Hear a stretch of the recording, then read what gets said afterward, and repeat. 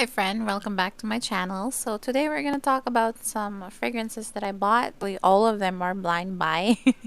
So we're going to talk about the best blind buys that I had and the not so good blind buys that maybe I regret. Not really maybe, but I regret some of it. We're going to start with the body mists, the inexpensive ones, and then we'll move on to the perfumes. I have a lot of Arab scents, not really a lot, maybe 3 of them. Yes, we are blind buying perfumes now. But anyway, let's start with this one that I bought because of the packaging and because I watched reviews and it sounded like something I would like. I watched reviews from Xenia and the other YouTubers here, and this is Vampire Blood. Look at that packaging. Isn't she giving? Like, look at that. The liquid is red, so it really does stain. So be careful with it. And this one has notes of red berries, night blooming jasmine, and petrifying plum.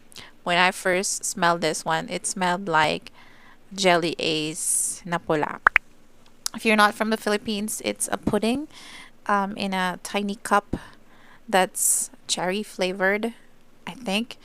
But some of my friends at work smelled this one and they said it smelled like a cough syrup. And now all I smell is a cough syrup. Tempra.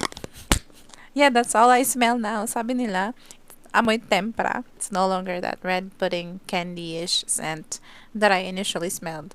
Like they influenced me. So it ruined the fragrance. So I don't know if I'm gonna keep it in my collection because of the packaging, but let me know, you guys, if you smell the same thing in the comment section. If you smell this one, if you loved this. Because it's really sayang. Like, look at the packaging. I really want to keep it. That collector in me, I'm really a sucker for packaging. We have another one that I got because it's also a pretty packaging. And this one is Together Weather. I don't have the notes right here. For some reasons, the ones from UAE, it doesn't have the notes in here. Even the ones from Canada, I think they don't have the notes in here. And it has a strong scent of cardamom. It's the one that's throwing me off. I don't hate it, but I don't love it. I think I can wear this one when the weather gets a little bit cooler. My cat is being dramatic again on the background, but please don't mind him. If we lose our momentum, I might not be able to make this video again. But anyway, I tried this one in the office when it's cool, when it's not very hot, but when I go outside when it's hot, it's not giving. I don't like it when it's really hot outside. So I think I'm still gonna keep it. Like, look at that packaging. That one is, by the way, a design on the bottle, so it's scratch proof and it's nice. I don't know if I'm gonna collect this whole collection. I was planning to. The one that has this packaging came out with a few of its sisters, but now that I smell this one, I'm gonna maybe test out the other ones before I buy them. I'm gonna test this one in the next month or so when it's cooler. No, it's not gonna be cooler next month. Today is April while I'm filming this one, and next month is still hot. So maybe during the rainy weather, it's gonna be better.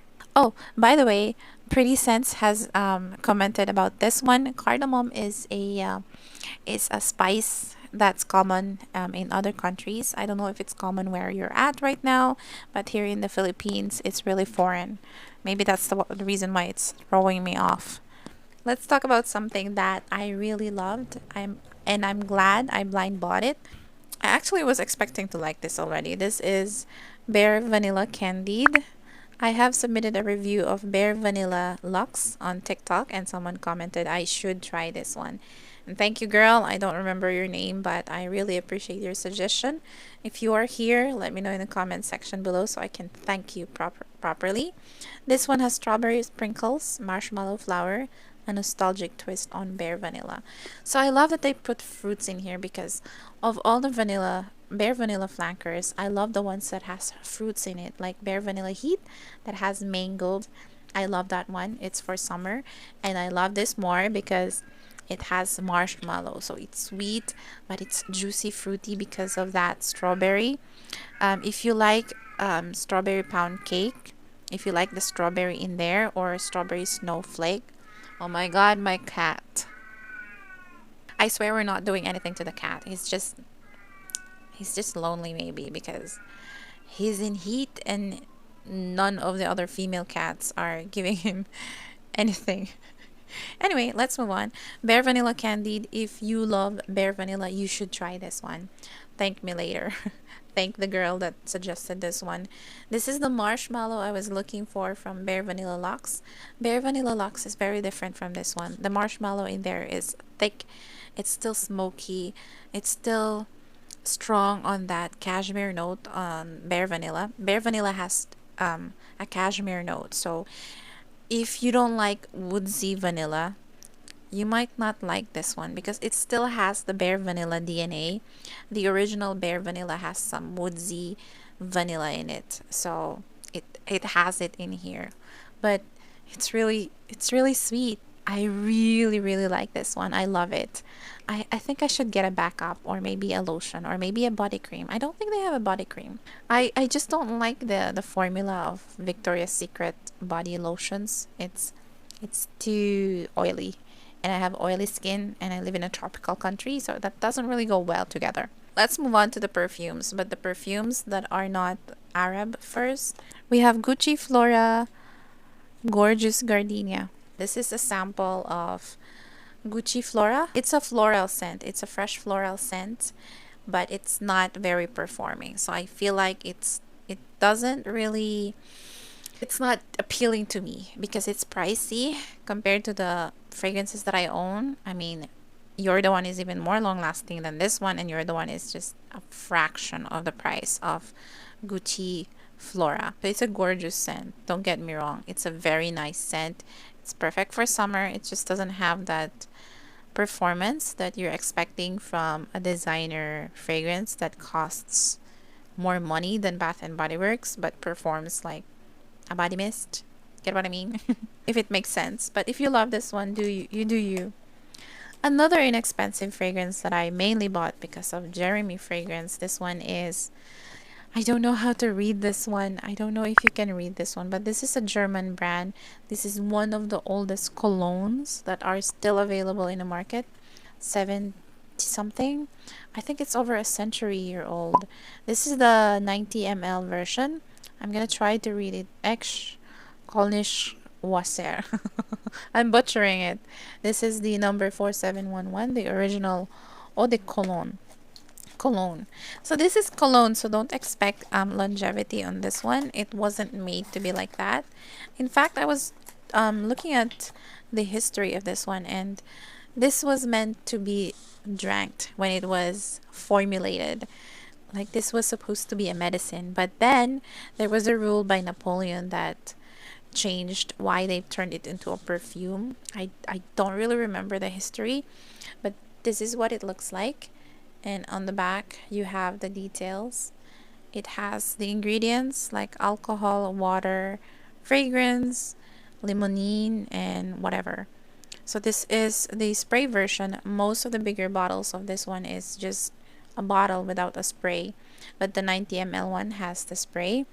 So if you're curious with the scent, it's like Nenunco or Sweet Sal. It's a baby cologne. So this one, ito yung mga ninuno ng mga cologne na available na ngayon, yung mga baby cologne. So this is like their grandfather, the grandfather of all baby colognes, because this came before any baby colognes that I know. I think baby colognes were just recently created less than a century ago, and I think this is already a century-year old. And it's okay. It's a unisex fragrance, and it's perfect for summer if you love baby cologne type of fragrance, and if you want something that you can display on your dresser. Maybe this might be, this might make sense to you, but I don't think I'm gonna keep this in my collection because I'm not really the type of person who loves baby cologne type of scents. They're really not appealing to me. I don't know why. My mom never really used baby colognes on us. Maybe that's why. I don't know. It's too sharp for my nose. My brother, he doesn't like baby colognes as well. I don't know. Blame my mom. No, I'm not blaming my mom. I love you, mom. Next one, we have Paco Rabanne Lady Million, I believe. And this is the mini. If you pull this one out, you can see the package. Ta-da! So it's like it's coffin. Look at that. This is the mini version. I think this is 7 ml. No, it's 5 ml. And it's a dabber, so it doesn't have a spray, so you have to dab it. Look at that. It's a strong fragrance. I don't know how to describe this one, but not ideal for the weather here in the Philippines. If you like 1 million, and if you can imagine a female version of that, it's exactly a female version of Bacroban's 1 million, a male and a female version. But I like the male version on a guy. This one, though, I don't think I will wear this one. It's too strong for my nose. It's giving designer, but it's giving old DNA. I'm not saying old lady vibe. There's nothing like old lady vibe. I don't really like the term old lady vibe because an old lady smells like earth, like amoy lupa. It's not like that. And it smells like something that came out from an older generation. That's what I wanted to say. Let's move on to the Arab fragrance, and let's start with the one that I was most excited for. This is Dirham Wardi. Dirham is their currency, right? Eau de Parfum, and this is 100 ml. This is a pretty baby pink packaging as well. It has weight and it doesn't feel cheap. The cap is also heavy. Yeah, it has weight as well. It's not too light. I got this one because someone compared this one to Carolina Herrera's Good Girl, but I don't think it's the Good Girl OG. I think it's some kind of flanker because this one is softer. It doesn't have that thick almond warm scent from Good Girl that's really strong. This one is a little bit more muted. If you have smelled Bint Haran, this one is similar. I don't know if I'm gonna keep this because it smells similar to Bint Haran, and I already have Bint Haran. I don't know if I'm gonna keep any of those two. I'm gonna choose because I already have a lot of Good Girl dupes in my collection. I have Dahlia, and I have the one from Smart, and I have Bint Haran, and maybe I'll just decide in the next couple of months which one I'm gonna keep. But if you already have Good Girl, some of its flankers, you don't need this one, but if you want something affordable, you can get this one. This is focusing more on the florals. It's not focusing a lot on the almond and the warm notes of the original Good Girl. This is a little bit more muted, and I think I can wear this one even when it's hot summer day. Someone gave me a freebie from Smart Collection. I don't know which one this is copying, but maybe it's a flanker of Dior Poison, the green one. I don't know what that is. If you know, based on the picture, let me know. The bottle looks exactly like any other of their 15 ml fragrances. This is Eau de Parfum, by the way, and their collection is strong. This is a strong floral scent. It's giving Sampaguita vibes. Sampaguita is a jasmine scent that's commonly seen in most churches, old churches here in the Philippines. So it's giving church vibes. It's giving mature, but I like it. I mean, I don't hate it, but I don't think I'm gonna wear this one every day. It's really a strong floral, white floral type of scent, and it's giving something like that was done maybe some decades ago. I don't know, I'm not sure, but yeah, it smells like something that came out years ago, maybe some 20 years or 10 years ago. I'm 31 already, guys, so I can wear tita scents or mature fragrances already, but before, no, not really. As long as it's not too sharp, even though it's floral, I can still wear it if it has some sort of sweetness in there. I can wear a floral fragrance, but if it's a powdery floral that's thick like La Vie est Belle, I can still get I can't. Next one, we have another baby pink, and this is Darlene.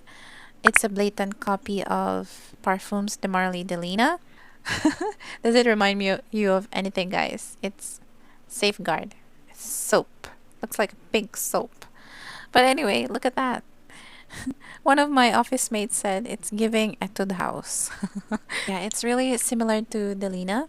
The Delina vibe is there. It has some alcohol on the opening, alcohol smell in the opening. But overall, for the price, you can't really complain for all of that because the original one is very expensive and this one is less than 500. I got this one from Facebook. It's less than 500. So who am I to complain? Another Good Girl dupe. I know I'm obsessed with Good Girl. This is Kima by Latafa. One of the reasons why I got it is because I'm intrigued with the packaging. Like, look at that. It looks alien. It looks out of this world. It looks like a gem. Some sort of a antique collectible. I don't know. It looks like you could display it for something. It looks like a display, something that you don't really use, but you just have to put it as a display.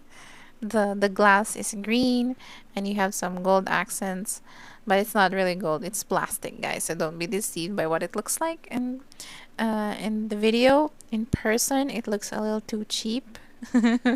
Maybe because the plastic is not really made evenly. You can see the part where they fuse the stuff together. I mean, it's not an expensive fragrance. It's not a luxury fragrance. So who am I to complain?